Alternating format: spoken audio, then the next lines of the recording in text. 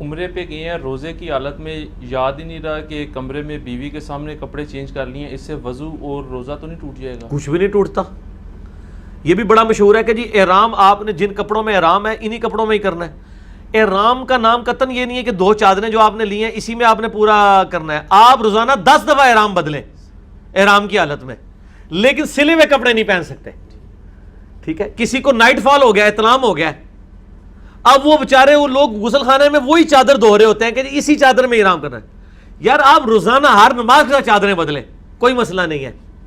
صرف مسئلہ یہ کہ آپ نے سلے ہوئے کپڑے نہیں پہننے. اور یہ جو احرام کی چادریں یہ نبی علیہ السلام کا عمومی لباس تھا.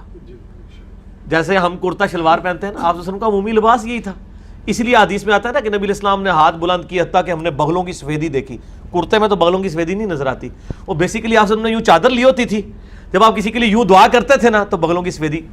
تو یہ آپ کا عمومی لباس ہے تھا، 2 چادریں نیچے والی اور اوپر والی، یہ عمومی لباس تھا.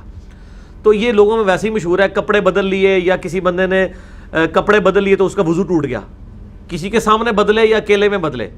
لیکن نبی علیہ السلام نے فرمایا کہ کوئی مرد کے سامنے اپنی شرمگاہ نہ کھولے، کوئی عورت کے سامنے نہ کھولے. یہ بخاری میں ہے. لیکن بیوی کے ساتھ تو وہ مسئلہ نہیں ہوتا نا. لیکن اس کا قطعی مقصد نہیں ہے کہ آپ بیوی کے سامنے کپڑے اتار کے چلے جائیں. یہ بھی غیر اخلاقی حرکت ہے نا، بالکل غیر اخلاقی حرکت ہے. اور میرا خیال نہیں کہ اس طرح کوئی کرتا ہوگا. وہ کپڑے چینج کرنے کا مطلب یہی ہوتا ہے کہ کرتا اوپر پہنا ہوتا ہے، پہلے شلوار اتاری پھر وہ پہن لیا، یا وہ تہمت کھول کے پہن لی. کوئی حرج نہیں، آپ بدل سکتے ہیں.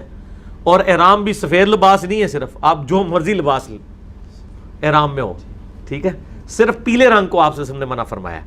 وہ جو ڈارک پیلا، یہ سادھوؤں کا ہوتا ہے نا، یہ وہ جو ہندو سادھوؤں کا، یہ لباس ثابت ہے لیکن احرام کے لیے منع کیا گیا. عام حالت میں یہ پہن بھی سکتے ہیں. ٹھیک ہے جی.